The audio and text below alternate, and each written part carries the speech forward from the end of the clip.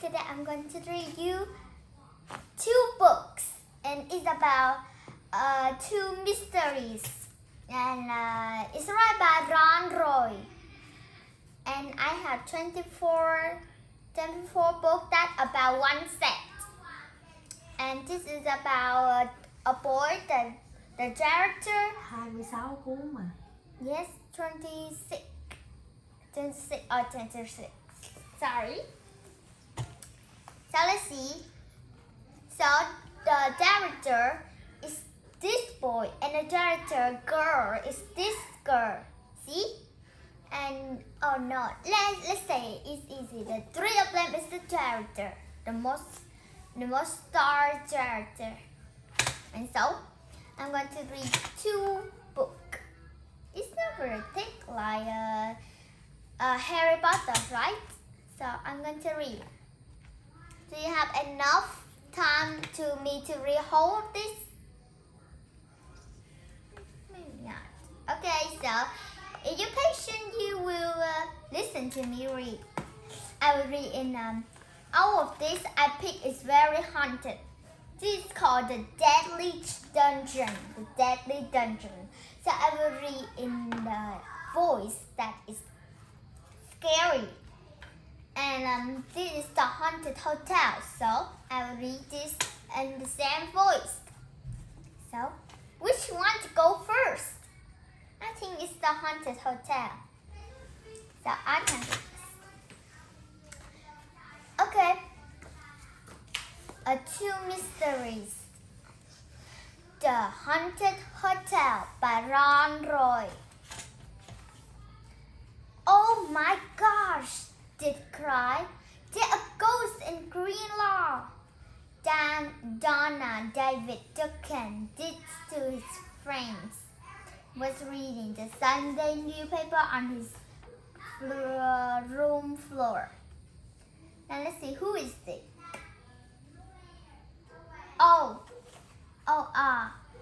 Let's see, this boy. This boy is the character. Joshua Clark on the sofa. He was using raisin to think things begin pig. Loretta do the math. Loretta is the girl. See? So let's see, who is the boy? Dick. Okay, Dink is the yellow hair boy, and Josh was the boy on the sofa, brown boy here. So, okay, Roletta gobbled up one of the raisins. Roletta, George scolded. If you keep eating all the raisins, you never learn to add. Rose was doing the crossword puzzle. Huh? I don't understand. So this is Rose. And who is Loretta? The only 3. It's kind of confusing. So just read. Okay, I will read again. Oh my gosh, Dick cried. There's a ghost in Green Law. Donald David Duncan, Dick to his friends, was reading the Sunday newspapers on his living room floor. Josh was sprawled on the sofa. He was using raisin to teach Dick scooping pig, Loretta to do math. Loretta gobbled up one of the cousins. Loretta chose scolded. If you keep eating all raisins, you never learn to add. Rose was doing the crossword puzzle. Maybe she's trying to teach you the subject, Joseph, she said. Rose tossed a raven at her. I'm serious, you guys, Dick said. He pointed his finger at the Green Law razor front paper. Come here and read this. Rose glanced at the newspaper. Hey, that's Mr. Lincoln letter, she yelled. George put Roletta in her cage. Oh!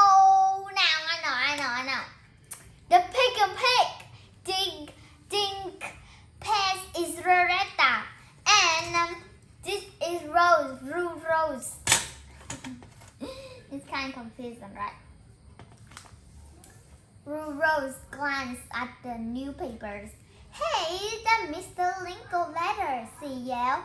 Just put the letter in her cage, then read the headline over Dink's shoulder. Haunted Hotel, Ghost Scare, away Sarah guess. See, I told you, Dink said. George screamed. You don't really believe that stuff, do you? He asked. I bet it's a Halloween joke or something. Yeah, well, Mr. Linklater looks pretty unhappy in this picture, Dink said, and he never tells jokes. Besides, Halloween isn't for 2 more weeks, Rose added. George snored. Well, I don't believe in ghosts, he said, not until I see one with my own eyes. Listen to this, Dink said, reading from the paper. Guest reports seeing a ghost flowing down the hall at midnight. It was carrying a silver sword. George snored again. Ghosts don't carry sword, he said. Rose reached for her jacket. Why don't we go to the hotel and see for ourselves? Great idea, Dink said, pulling on his sneaker. George let out a big sigh. Okay, I'm only coming to prove that I'm right. The kids left Dink's house and head around Silver Circle. A bunch of kids were playing soccer at the elementary school. Their noses were pink and Dink could see the breath. The trees surrounding the play filled and turned red and gold. On trees, a long banner hung between 2 telephone poles. Big letters spelled out the words, Greenlaw welcome you to Fall Lovitz Week, October 2020. Come see our colors. The kids stopped across the trees from the Shangri-La Hotel. Look, Dink said. People lugging suitcases were streaming out of the hotel. One woman was still wearing her slippers. They were pink and fluffy, with floppy, burning ears. A newspaper reporter was trying to interview people as they left the hotel. Hello, sirs, she said to one woman. I'm Linda Jones from the Greenlaw Crescent. What's your reaction to the hotel ghost? No comment, the man snapped and hurried away. Let's get her to interview us, Joe squeaked. Maybe we get our names in the paper. We don't know anything yet, Dink says. Come on, let's find Mr. Little letter. The kids crossed the trees and squeezed through the crowded doorway. Inside, Mr. Little letter was standing behind a front desk listening to a man and a woman. And we demand our money back, the woman was saying. We come here to see autumn leaves, not to be frightened by ghosts. Mr. Little letter sighed. Dick noted that his hair was smooth and his eyes were red. Of course, Mrs. Carruthers, he said. You got a roof full for an entire week. I'm sorry for this trouble. We never had ghosts at Sarah. Dragging the suitcase, the couple hurried past the kids and shoved through the doors. Boy, they look mad, Joe said. Let's talk to Mr. Littleletter, Dink said. Just when the phone rang, Mr. Littleletter turned to answers.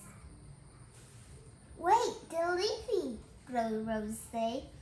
I wonder if she knows everything. Leafy Nugget was vacuumed the carpet near the elevators. She wore a white uniform with a dark blue apron. Hi, Leafy, Rose said. Leafy smiled and switched off the camera. Rose, the last time I saw you, there was the kidnapping at the hotel. Now we got a ghost. We read about it in the newspaper. Rose said, is it true? The guests would think so, Leafy said. This place has been a madhouse since Friday night, our biggest week of the year, and the guests are running out the door. Joe smirked. This is Joe's Does the ghost jump out and say boo? He said.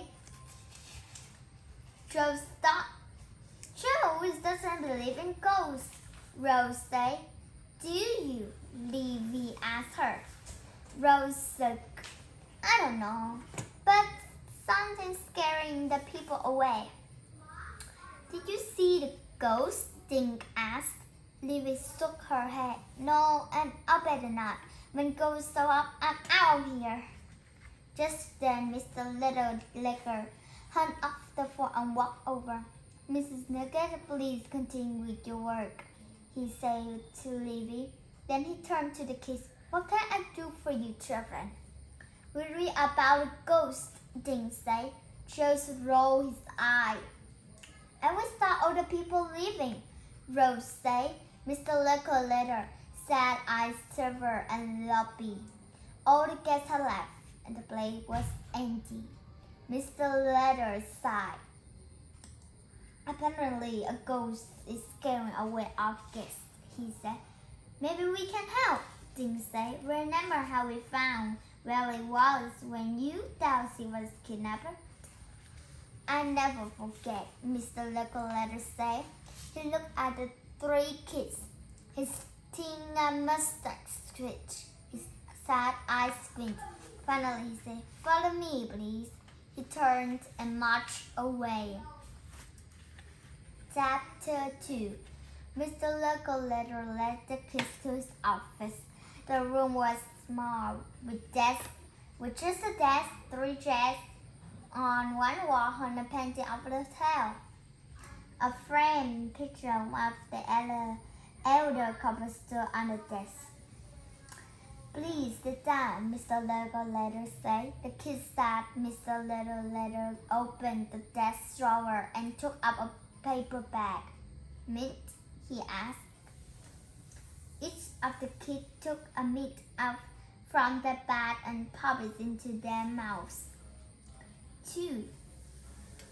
Mr. Little Letter looked inside the bag and popped a mint into his mouth too. He sank back into his chair. This is terrible, he said. Mint taste is okay, Joe said. I think it's lemon. Rose nudged Joe. I think he means the ghost, she said. Joe blushed. Oh, sorry. And I was saying, Mr. Little Letter went on, a ghost started 2 days ago, on Friday. It was almost midnight. I was closing my office when a guest ran into the lobby. She was yelling about a ghost on the 3rd floor. Did she say what the ghost looked like? Dink asked. Mr. Little Letter smoothed his hair. She said it was all white except for the black holes where his eyes should have been seen. The 3 kids looked at each other. Joe's mouth was hanging open. Mr. Little Letter dropped his tempers as if he had a headache. Anyway, he went on, that guest checkout last night, more guests saw the ghost again. It appeared at midnight. Today, all the ghosts check out. Mr. Little Letter shook his head. This ghost is ruining our business. Did any of the guests say where the ghost went after they saw it? Rose asked.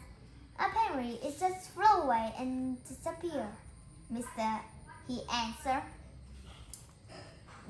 Did you see the ghost too? Dink asked. No, I went upstairs, but all I saw was a dozen terrified guests. Mr. Little Letter picked up the picture of the elder couple on his desk. This is my aunt and uncle, Florence and Ebenezer Spivets. They're on the Sari law ever since they were first married, 47 years ago. Look at the kids. They're very worried. I don't know what will happen to the house if this ghost business continues. For a minute, nobody said anything. Finally, Mr. Little Letter stood. Now, if you excuse me, he said, I have to tell my aunt and her uncle that the Sarah Hotel won't be having a Falls Week this year. The kids think Mr. Little Letter head back out into the lobby. Guys, we gotta do something, Stink Squibber. But what can we do? Rose asked. Just then Livy hurried over to them. What he say? She asked. He told us about a ghost, Rose said. She described for Livy. So there really is a ghost in the hotel, Livy said. She looked nervous over her shoulder. What is Mr. Nicoletta going to do? I don't know, Dean answered. He looked at Charles and Drews. But we're gonna try to help, right? Good luck, Livy said. I'll be down in my cubby hole eating lunch. She opened a small door next to the elevator and disappeared. How are we supposed to help? Charles asked Dean. You don't know anything about ghosts? Well, I know one thing, Dean said. No ghost is shutting down the Sari lab if I had anything to do with it. Dean is right, Rose said. Mr. Nicoletta is our friend. We have to think of something. Suddenly, the elevator door opened. A figure, his wife, stood staring out at them. It's the ghost! George screamed. Chapter 3. The three kids stood frozen as the elevator slid shut again. For a minute, no one moved. Then Rose reached over and punched the up button for the elevator. What are you doing? George squeaked. Follow the ghost, she said. Are you crazy? George said. What if ghosts talk like kids?